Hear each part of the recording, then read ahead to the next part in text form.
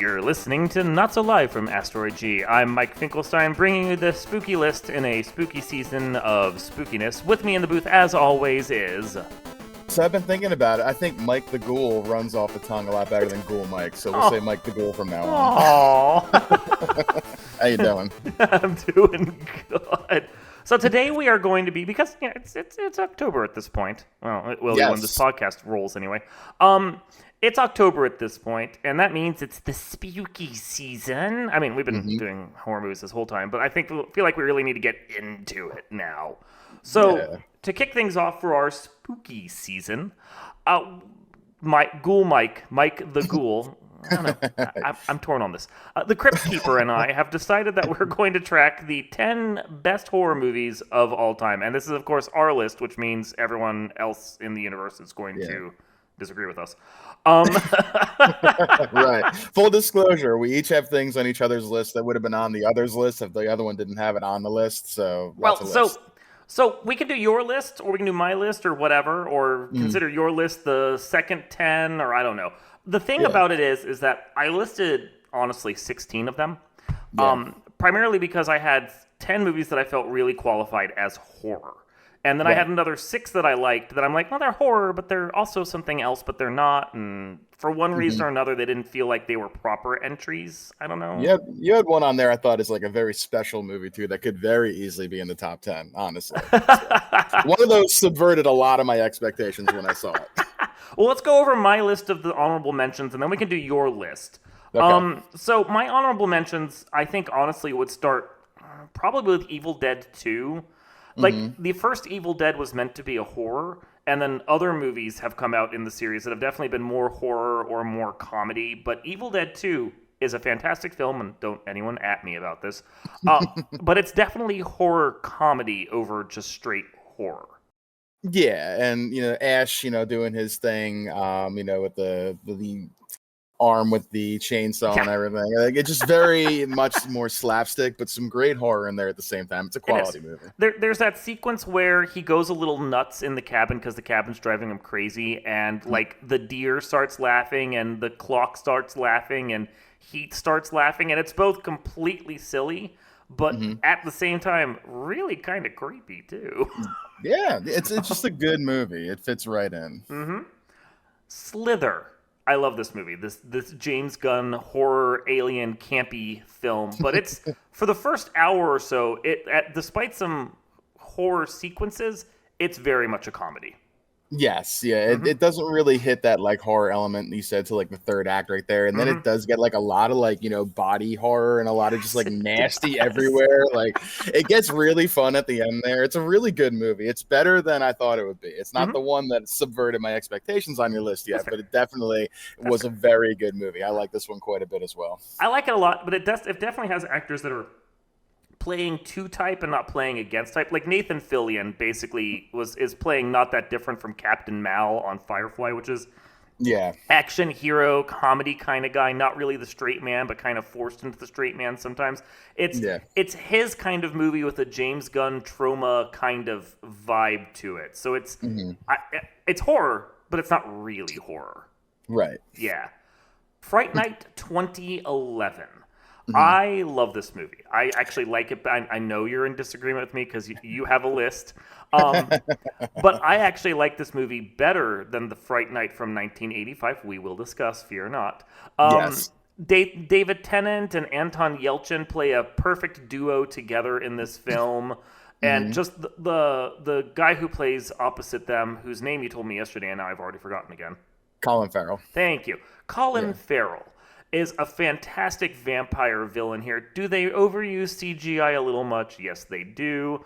Is it very much more of a comedy than a horror? Yes, it is, but I'd make the argument so is the 1985. But it's really it's between the good villain and the pairing of the two together and their comedy like dynamism that I really just enjoy. I'd like this one too. Like I always felt like the original one just scared me so much more as a kid, and I recently I rewatched it recently because we came up with this list, and I was like, it's good. It's fine. The original's good. It's amazing still. I enjoy it. I think you're right. I think the 2011 one's just a touch better.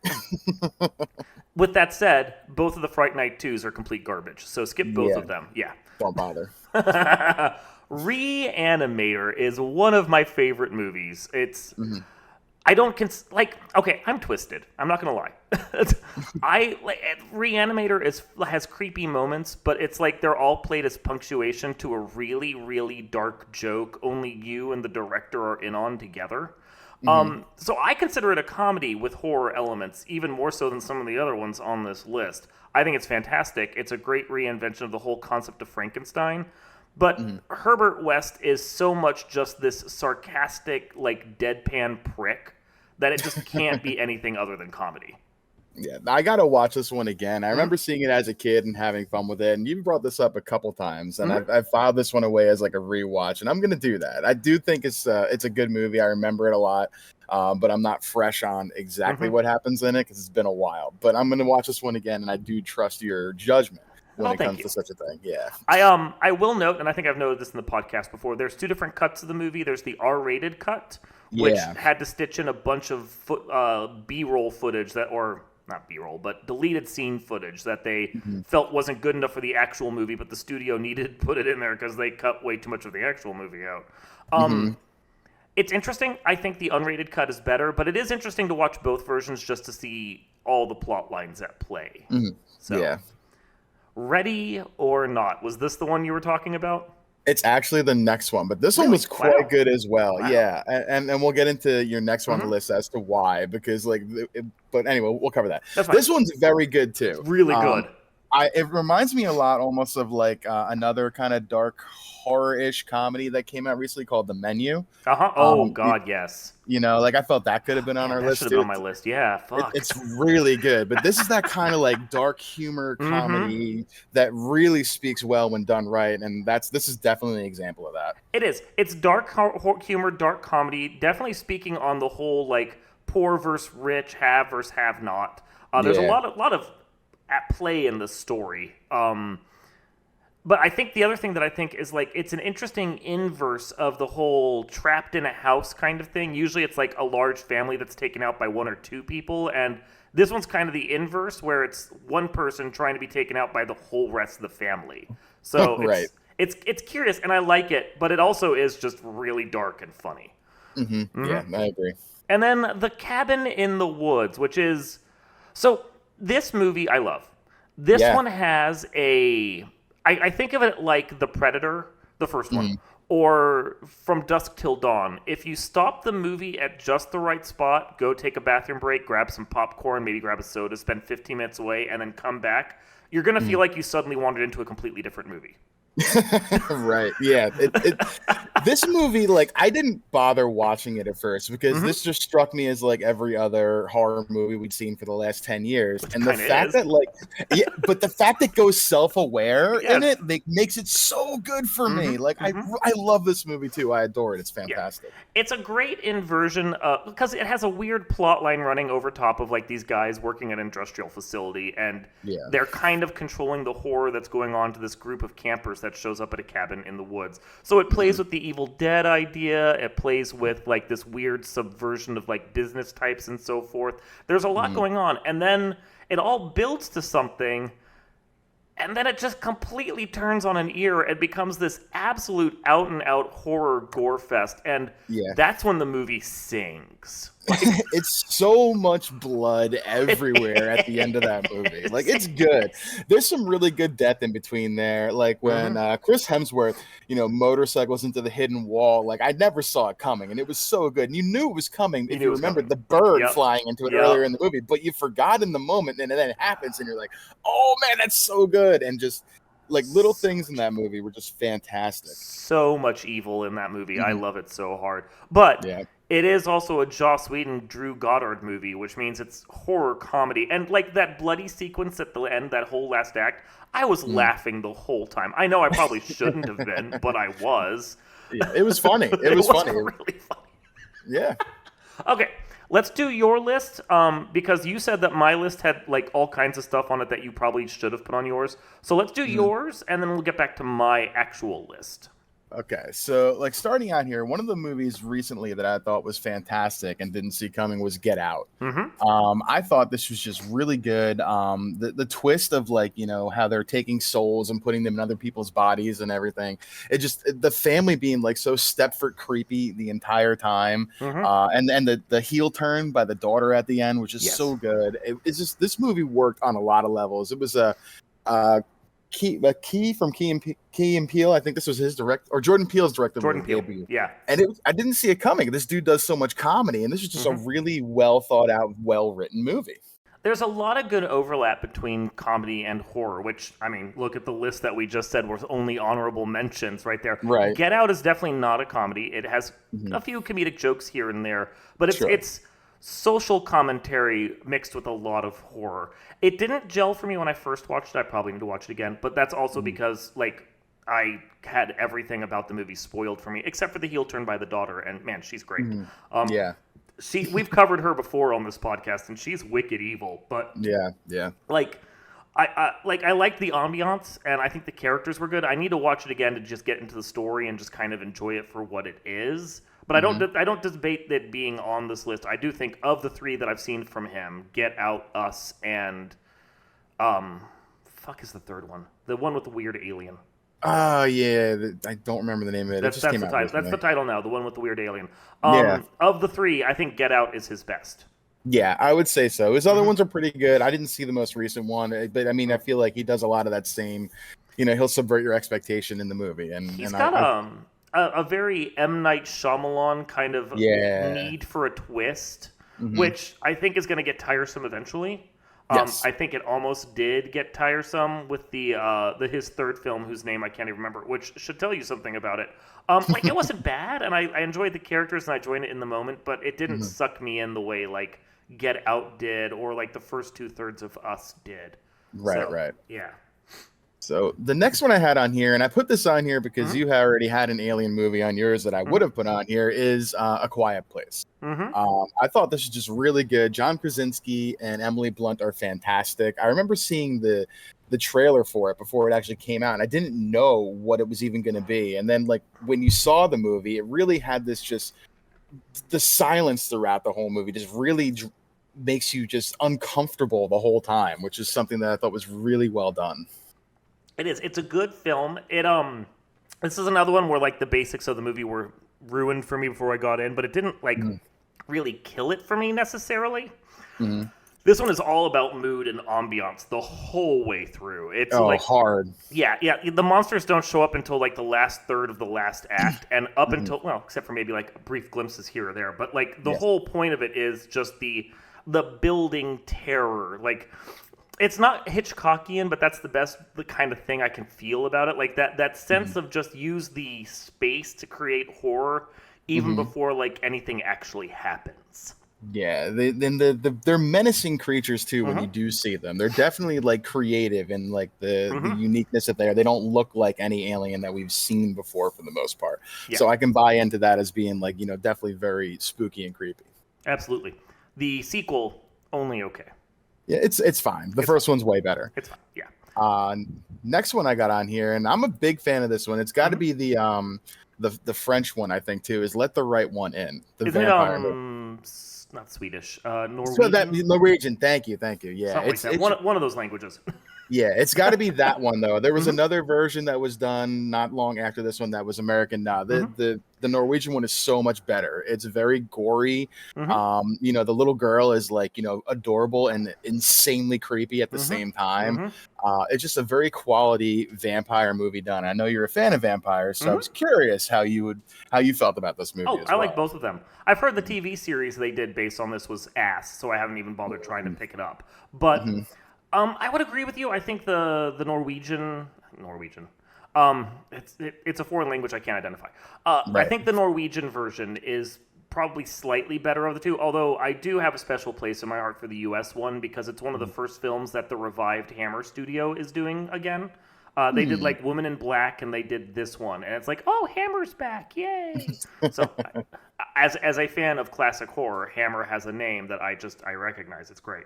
Right. So I like both of them. I do think you're right. This one's slightly better, but of course, it's also the thing of if I want to just sit down and, like, have it playing while I'm Mhm. doing something else, which I almost always do, unless it's a new movie that I'm trying to just watch for the first time. I'll Mhm. probably put on the American version just because I can like Yeah, get through the beats. the subtitles, like, you'd have to follow it. Have to Don't read it. watch a Yep. dub. Yeah, you have to use the Mm-hmm. subtitle. Don't do a Mm-hmm. dub one if you're Yeah. going to do the foreign language one. Yeah. So I get that. Yeah, I'll buy Yeah. that. Yeah. So All right, next, I mean, this is classic, and I think belongs on here too. Silence of the Lambs. mm-hmm. I mean, you say the name, and you pretty much know everything you need to know. You do? I struggle to consider this true horror. It's more of a Mhm. thriller for me, and I know I'm being pedantic with my groupings here, but Mhm. if I was to put this on a shelf at Blockbuster, I put it in the drama section, not the horror section. Yeah, I could buy that. And Mm-hmm. again, like, this one goes on there, because there's one or two on your list, like The Thing I wanted to put on here, of but course, of course. But like, so let's put Silence of the Lambs on here. That's quite good. Anthony Hopkins, fantastic. Just so good. Jodie Foster, fantastic. Ted Levine, I still see him as the fun, like, uncle cop he played kind of in Monk. I don't see him as Buffalo Bill. And when I found out he was Buffalo Bill later on, it scarred me slightly. that I enjoyed watching him on Monk, and now I see him as, like, would you fuck me? I'd fuck me. I'm like, I'm confused. And he's doing that weird sexy dance, like yeah. No, I get you. Wearing women's skin that he sews together after killing them. Like, it's some good horror elements. But you're right. This is much more thriller drama than true horror. But I think it has its place on a good horror list. Doesn't everyone say that they want a partner that has hobbies and can entertain themselves? I mean, it's right there. My man can stitch a button. I mean, come on. It's good stuff right there. See, this is why I said I was warped right here. I'm just saying. No, and Silence of the Lambs, as far as the Hannibal Lecter movies are concerned, Silence of the Lambs is far better than Manhunter. Hannibal was only okay. The redo of Manhunter Red Dragon was decent, but you could definitely tell it was trying to recapture the magic of Silence of the Lambs with Brett Ratner at the controls, and no, not as good. Not bad, but not as good. Hannibal Rising is skippable, and then they didn't really get a good version of Hannibal again from Silence of the Lambs until the TV series Hannibal, and they took him in a very different direction. Still creepy as fuck, but not the same kind of character. Right. Yeah, so, no, I agree with you. Silence of the Lambs is a fantastic movie. Oscar winner, very worth it. I can't put it on the list, but yeah, I get you. All right, so next, and I think this is a really good movie. I remember watching it as a kid again when I probably shouldn't have, is The Shining. I mean, Jack Nicholson is just so good. And Shelley Duvall just has that perfect look of just a wife in terror the entire time, with her just resting girl face just looks scared or creepy the entire time. And the kid is just, my God, is there a creepier kid in all of cinema than Danny? So Stephen King hates this movie because he feels it butchered the novel that he made, which whatever. Sure. I am cocaine butchered your novel, Steve. Cocaine did a lot for Stephen King back in the day, though. Man, that Colombian marching powder helped him kick out a lot of books in a short period of time. Let's be honest. Yeah. Yep.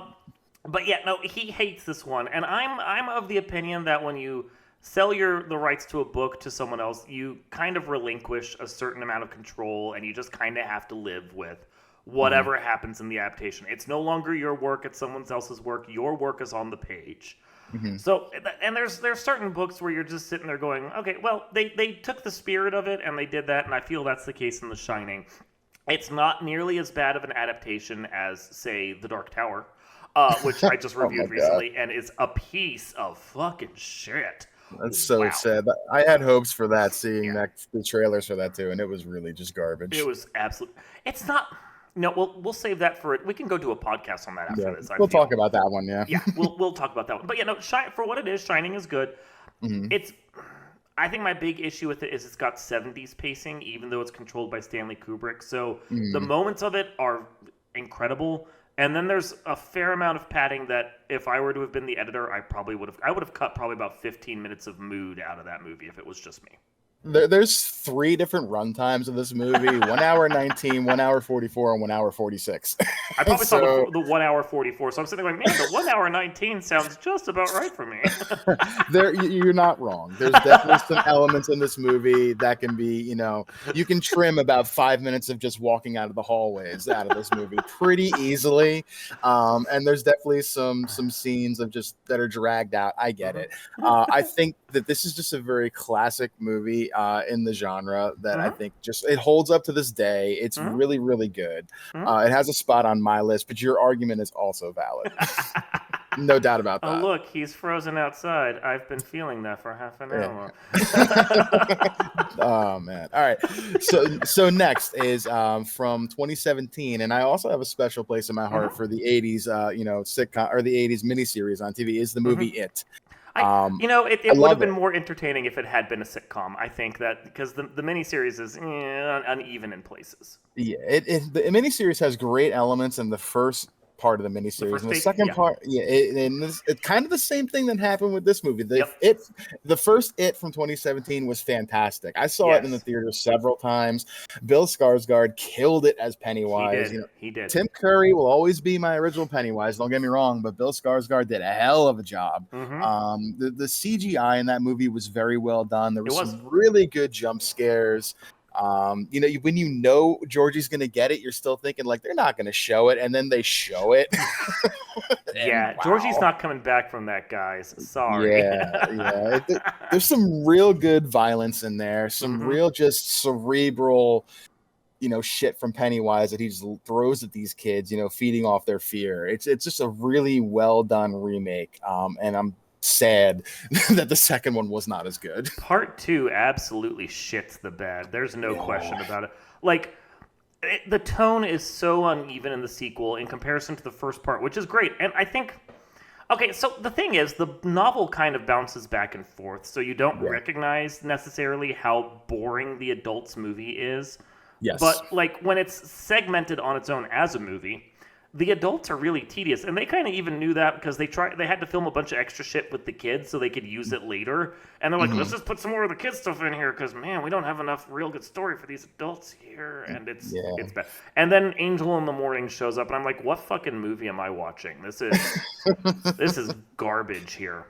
I think it's also just the real consequence that you feel for the children in the beginning of the miniseries and in the first movie. There's so much less at stake, it feels like, when they're adults. I want them to die as adults. You've lived your life. You've survived for 20 plus years getting through this Pennywise thing. I mean, I'm good if you die, but I don't want little you to die. Like, I don't know. Yeah, I get you.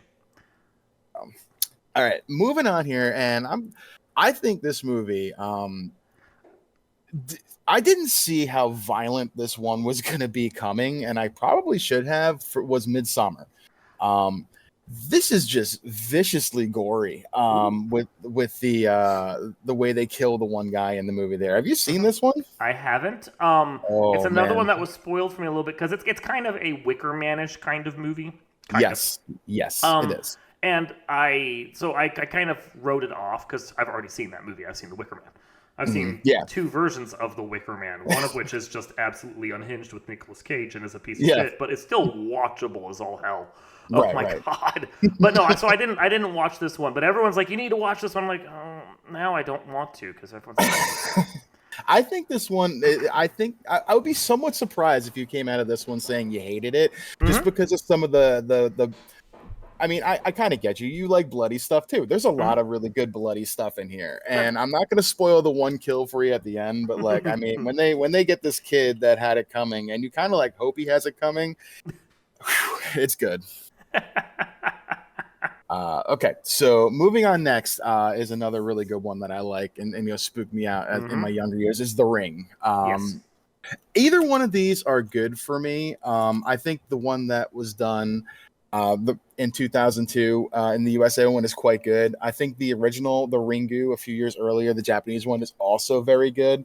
I think that's honestly kind of strange that the American adaptation could be just as good as the original Japanese one for me when it comes to that kind of thing, but it really does kind of work in this movie. And the twist at the end with the kid, like, you helped her, you weren't supposed to help her, and I'm like, oh, this felt so good 5 seconds ago, and now I'm scared again. Yeah, I almost had this one on my list, I'll be honest with you. I really like this movie, but I had a lot of them that I'd already put on my list. Right. And I didn't feel like this was quite as strong. I like the American version better than the Japanese one. The Japanese one feels very low budget and very constrained by its budget. And I'll admit, I haven't watched the sequels or the previous TV series or the later TV series. There's a lot of adaptations of The Ring, is what I'm saying. Yeah. The sequel, The Ring Part 2 or whatever it was called, was bad. I didn't even bother watching Rings. But this one on its own, I feel like, is the perfect distillation of the idea, and it is creepy as fuck. It is. It absolutely is.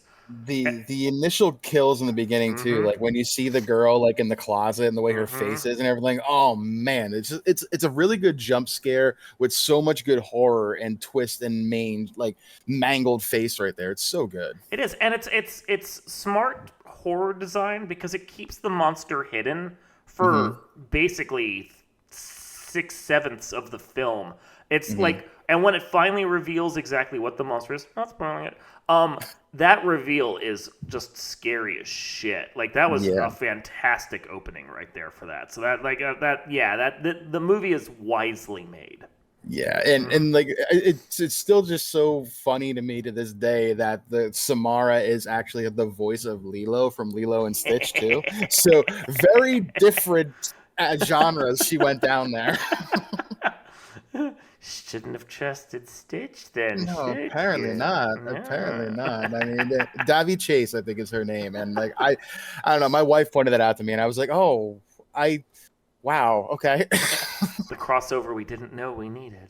Yeah. So we kind of touched on this next one already a little bit with Fright Night, and I really liked the 1985 version. I remember being, as a kid, going to my local video store, and the box cover used to scare me. Box cover's really good. Yeah. Yeah, I had nightmares of that box cover when I was a kid, and then the movie was like, I was too young to realize how cheesy and campy in some parts it is upon rewatch.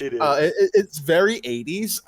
It is. It's very much a product of its time. But I mean, there's still some really good horror in there. And Chris Sarandon as Jerry is very good. William Ragsdale as Charlie is fine. But I mean, I thought, Jerry did a really good job, like, being the vampire he was in the movie. And it's good. But I think I'm going to rewatch the 2011 one again and be pretty comfortably say that one's a better movie in general. Well, and most importantly, it has Roddy McDowall in it. Of the Planet of the Apes series. I mean, how can you not like Roddy McDowall? Come on. Yeah, agreed.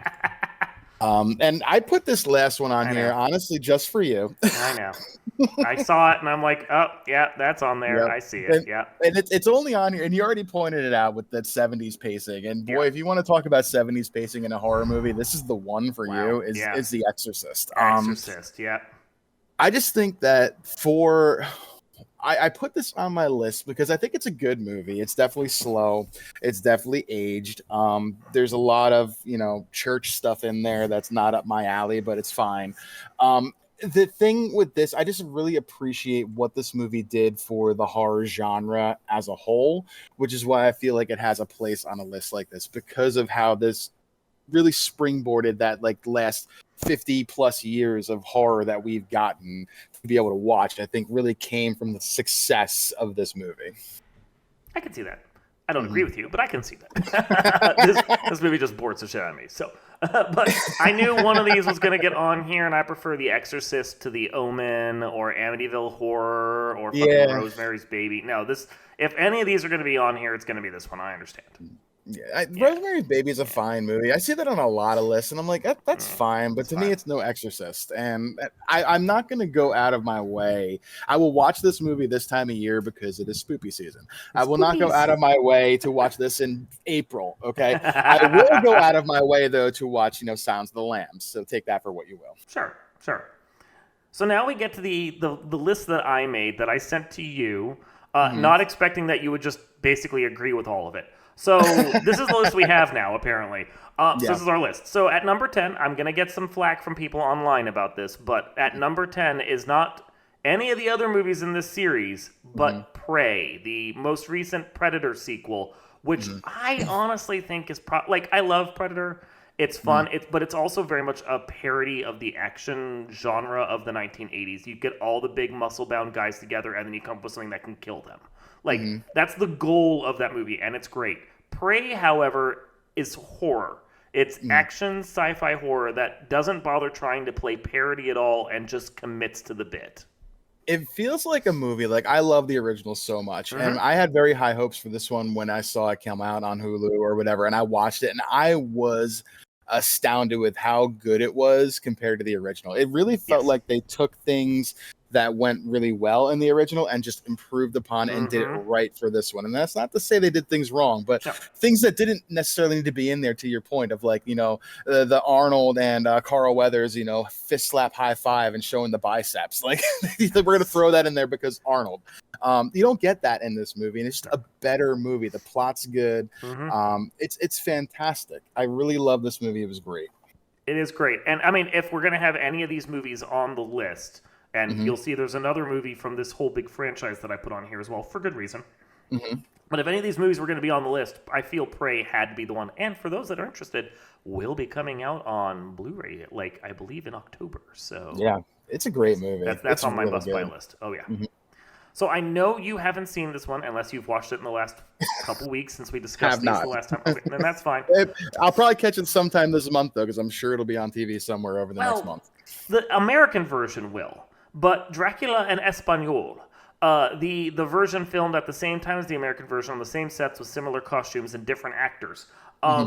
This is it was a lost movie. They thought that because they didn't do this very often, but they did a little bit, film in English and a Spanish version with different casts. And this one is the better version. It's just absolutely the better version. I don't think the Dracula in it, as we've discussed, is as good. Carlos Villegas is not as good as Bela Lugosi. At the same time, everything else about this movie is vastly improved. So if you're going to watch either of these and you can handle subtitles, then go with the En Español version. If you pick up any version of this movie of Dracula from 1931 on a Universal set, this always comes included now because it's just preservation. And I think even Universal's this is a better version, honestly. Yeah. So, no, but this is a hard recommend for me. Now, another one I feel like I'd get flack for, but I think this is a fantastic horror movie and maybe one of the best from fucking Clive Barker is Candyman from 1992. It's a good movie. Tony Todd is very good. God, iconic. He's really good as a horror villain. He belongs kind of in that same conversation as some of the greats, I think. It's a good movie. You were right to put this one on here. I think the problem is the fact that after the first one, which had direct Clive Barker influence, they then did Farewell to the Flesh and Day of the Dead for the Candyman series, and both of those were ass. And then the series just basically went dead for 20 years until they did the most recent one last year. So, he's an iconic villain, and I feel like he doesn't get the credit he deserves because his two follow-up movies were just trash. Not very good. These weren't very good. The first one's, it's underrated, and people, see it and kind of give it a second glance because they're like, oh, the other movies, it had 3 movies after it or whatever in a TV show. How good could it possibly be? Because I haven't heard shit about it. The first one's good. It's worth it. It's got good ambiance, good gore, fantastic performance from Virginia Madsen as well. And as you said, Tony Todd, who for the 90s was an iconic horror person. Iconic horror person. Wow, grammar there. Scream, 1996. I was torn on this. I didn't feel how many slasher movies I needed on here. But coming up, we have an old guard of the slasher genre. But if you're going to do anything from the 90s reboom, you got to go with the original Scream. I agree. We did a podcast talking about pretty much all the Screams. Two of them. This one's a very good franchise in and of itself. And the first one's just, it's good. It is Wes Craven at some of Wes Craven's finest. And I would put this on the list over any Friday the 13th, and you might disagree with me, which is fine. But I think I'd put this on the list over just about any Nightmare as well, honestly. I got it. I meant Nightmare. I do that all the time. You're fine. You know what I mean. I knew. But I mean, it's so good, and the villains are really good. It's the first time we got that 2 killer twist a little bit, you know, that was like a really memorable one for me. It's a great movie. It is. It mixes a little bit of comedy in, but it uses it to spike the horror instead of it being a horror comedy. And it actually uses the conceit of you don't know who the killer is to good effect, and it just does so much well beyond taking the idea of meta slasher from Wes Craven's New Nightmare and refining that idea as well. It's a perfect mix. Yeah. So for that franchise we were talking about earlier that includes Prey, we of course have to go back to the beginning and discuss Alien. Yeah, it's one of my favorite franchises. The Xenomorph for me is either one or two in, you know, monster villains, I guess if you want to say, in all of like movie cinema. He's very good. The Sigourney Weaver gave such a great performance here, and you know, I think she wasn't even like, you know, selected, I think, in the beginning to be the one who survived, and it just kind of like worked out that way. Yeah, who they had originally was supposed to be a dude, and then they recast and went with her instead, and they just rewrote basically almost none of the character, and they just let her do it her way. Yeah, and it was a great decision. I mean, it gave us Ellen Ripley, and I mean, you could say the name Ellen Ripley, and probably people know who you mean. Yeah, and that's something. Yep. So yeah, no, I think this one's great. I think this is probably the peak of the franchise as horror. Yes. Because I mean, a lot of lists I looked at for good horror movies had Aliens on there as well, but Aliens isn't horror. It's an action movie with horror motifs to it. And then the rest of the franchise just never could figure out how to recapture the glory, not even the stuff that had Ridley Scott involved again. This one is just perfection, though. Yeah, we talked about that with, you know, the originals being, you know, the more horror based, and the second ones being the more action based with James Cameron, you know, with Terminator and Terminator 2. And again, you know, Alien itself has much more horror vibes than the action kind of packedness you get of Aliens. And you can put both of them on the list if you want, but if we're going on a horror theme, you got to put the original on here, because that definitely has more just like, it's the aloneness of her on the ship at the end there for the last like 40 minutes of the movie. Like, you know, is she going to die? What's going to happen? It's crazy. So now, again, I'm pretty certain you haven't seen this next one, because you hadn't seen it the last time we discussed horror movies. But you had The Exorcist on here because possession and those kinds of movies, and if we're going to have any of them. I put Oculus on the list because if we're going to have any ghost-style movie in here, I went with this one because this one I actually enjoyed, which is very rare for me. It's not a genre I like. I'm generally bored by ghost stories and possession stories, but this one has some really weird twists to it that I enjoy, and it just works on many levels. Plus, it's got Karen Gill in it, and I think she's great. It's funny because I had seen this one recently because I saw it was on and I watched it, and this one was very good. It was really good. Karen Gillan, again, like you said, she's fantastic in almost everything she does. It could be, I can watch her on Doctor Who still, and I would love it. Hell yes. So she's fantastic, and this was a really good movie, and the ending was really just like, I don't want to say it was unexpected, because you kind of thought it was going to be something along those lines, but still, when it comes, I didn't see it ending that particular way. Gut-wrenching. It was something. And the look back to see them still in the house and everything, like, it's rough. It's rough, and it was very well done. Very well done movie. You were right to recommend this one. I liked it quite a bit. I'm glad you took the time to watch it, because I remember you hadn't seen it before, but this one's this, and I like it does things that other ghost movies don't. It's a good reinvention without like just falling into the same tropes. Yeah, I'd rather see this one on a list than, you know, Paranormal Activity or even like The Babadook, which is a fine movie, Boogeyman, whatever. But I think this movie this is better, and this was a good choice. Dawn of the Dead, the 1978 version, not the Zack Snyder version. George Romero is the king of zombies, and this movie takes everything that was great about the original Night of the Living Dead and refines it and adds more political, social commentary on there, and just makes for one hell of a movie. It's a good movie. I kind of feel about this one the same way you feel about The Exorcist. Like, it's fine for me. I appreciate it for what it is. But this is a good movie, and I think you're right. George R. Romero is the king of zombie. This was really done very well. It took the creepy zombie from the 60s version and made it better. So it's a good movie. If you struggle with pacing, I will note there are like 3 different versions of this film out there depending upon the region you lived in. I believe the Italian version adds in more gore and some nudity and cuts out about 20 minutes of other superfluous stuff. So that might work better for you. It sounds like a good watch right there. There you go. The Fly from 1986. Cronenberger. Oh yes, it's this is that there's you're gonna have a couple of these on this list, and the top one should surprise no one considering what we've mentioned earlier. But Right. there was a small trend of 1980s movies remaking 1950s horror and doing really like just disgusting awesome twists on the material.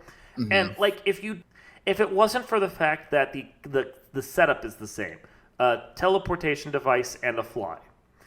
Like you'd almost have to say like there are two just completely different movies between the 1950s The Fly and the 1982 because they take the same idea and go in some very different directions. Yeah, this is much more horror gore. Just like we would watch this at my old job at we worked at a sub shop, and this would go on, and the TV we would watch there that like the public would watch, and like I remember someone came in one day and like, should this be on? I'm like, it's Halloween season, of course. And then I really thought about it. Maybe I shouldn't have this on. Yeah, about the halfway point when he starts to deteriorate, and then the lemon cream donut scene and all that, you're sitting there going, this is delightful. Yeah, so much just gore horror in there of the just falling apart, and as he just deteriorates into this fly. Jeff Goldblum, fantastic performance. Gina Davis, though, so good. The thing I think that works best about this, and I don't think this gets enough credit, the love story aspect. Right. Like, the people are like, oh, romance, whatever. But if it wasn't for her character being in there, reacting to his slow deterioration and just like the horror she feels over him dying from this, it wouldn't play nearly as well.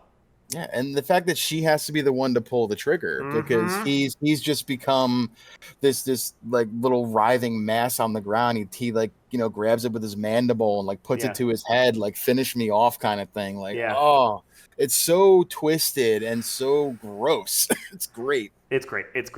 It needs to be at the top of near the top of just about every horror list. And often I looked, it was in the like low 80s or mid 120s. I'm like, what is this doing so far down? I disagree with all of your choices if this is this far down on your list. I'm sorry.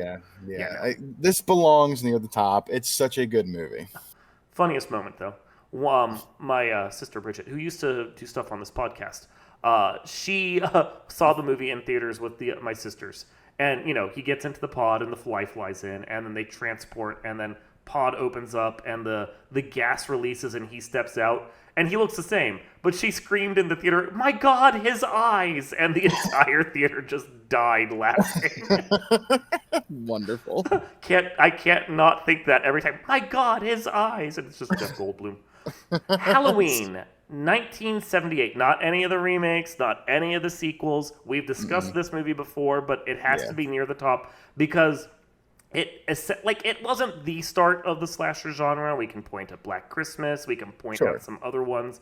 But as far as slashers as we know them, as far as slashers that are truly scary and have the certain beats and do everything you expect a slasher to do, that starts at Halloween. Yeah. I mean, this is a movie that, molded what this kind of genre will become moving forward for the next 45 years. And, it does it so well. The body count is not very high. Low. The gore is not very high. Yeah.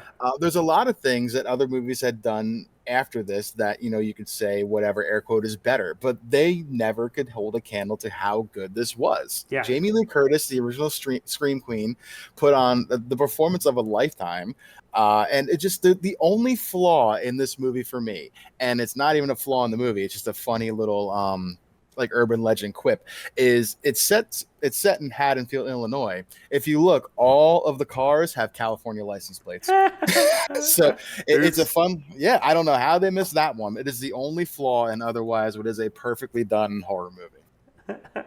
I like that. But it's you watch it and it's that same thing we had when we were talking about A Quiet Place.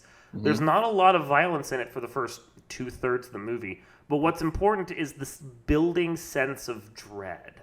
Yeah. And it's I mean, honestly, Quiet Place is a good reference to it because it's, lots of empty streets, lots of quiet moments, lots of just letting the music carry the film. It's all about mood.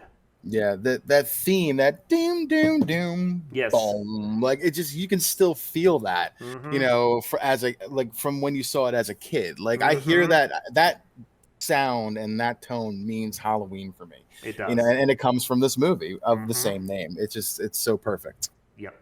And then finally, my personal favorite for any horror movie list, because it is just so out there and so brutal and over the top and so good in all respects, is The Thing from 1982. This would be number one on my list also, by the way, just so you know. This is if Halloween is the perfect horror movie, this is just like close to being just the perfect movie in general. It's so very good. It has so many good moments, but the thing is, it knows. I mean, it's John Carpenter. I mean, look at that. John Carpenter's the top 2 on this list. Go figure. I don't think either of us would debate that point at all, honestly. Nope. But he has a sense of how to build dread. Of like the dog comes running in, the helicopter follows, and then the helicopter explodes, and they take the dog and they put the dog in there. But then they just kind of let the dog do its thing, so that when the alien bursts out of it, like, it takes a while for them to realize, but you're sitting there going, something feels wrong here. And then the grotesqueness happens, and then it happens again. And there was, I've told this before, I'm pretty sure on the podcast, but there was a moment where I was watching this with friends, and they do the guy has a heart attack, and they have to go and pump his heart with the paddles. And then, like, the chest opens up and eats his arms, the paddle guy, the doctor. And then, like, while they're spraying him down with fire, his head crawls off and skitters across the floor like a spider. And my friend's wife was like, "Nope, I'm out." And she just leaves the room at that point. And the thing is, that's the halfway point of the movie. Yeah. That's when the alien's finally revealed and you start to see the things they can do. There's still another half of the movie of building dread and, like, not knowing who to trust and who could be a thing. It is...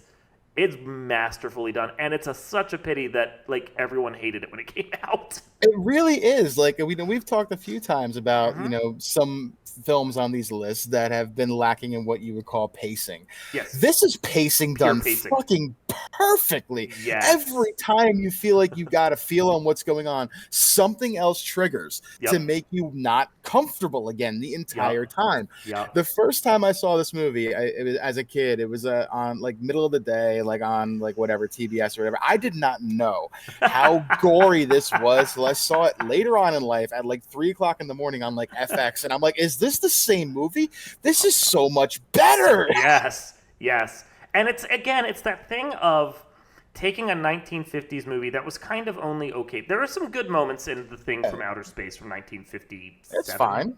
It's fine. Something like that. It's fine. It's slow. It's 50s pacing. It's 50 standards for horror. They can only do so much. There are some moments in it that are good. That moment where they actually, like, try to set the monster on fire and kill it, and you're sitting there going, my God, they just set a dude on an actual fire because there's no other way to do that. Like, moments like that work, but it's slow. It's so slow. It is not this movie. It's not this movie, not at all. It's, again, like we were speaking of with The Fly, a night and day difference that just works. Yeah, and, like, the McCready's line of, like, nobody trusts anybody anymore. Like, you were in fucking Antarctica with, like, 12 guys, and any one of you could be the Thing. I know. There's theory videos on that you can still watch this day about who was taken first by the Thing, who was the first one, and whatnot, and, like, breaking it down frame by frame, like, who does the dog go to in the shadows, like, all kinds of crazy shit. The movie's so good. It is the number one horror movie on my list. I would put on there, but I had to choose some different ones. It's perfection incarnate as a movie. It's so good. So good. So there you go. There is our list, our 30-ish films that we feel 26. 27, because we added another one that just on the fly. I can't remember which one, but yeah, so 27-ish. The Fly. I see what you did there. But no, so these are the ones, and we recommend you go watch all of them right now. Like, drop everything you're doing just this whole weekend. Just go watch all of them right now. So you got a month. Do your homework. Halloween's coming soon, kiddies. And with that, this has been Not So Live from Asteroid G. I'm Mike Finkelstein. And I'm the Crypt Keeper now, apparently. Bye, kids. It's only during horror times, but that's a lot of us right now. And we will see you all next time.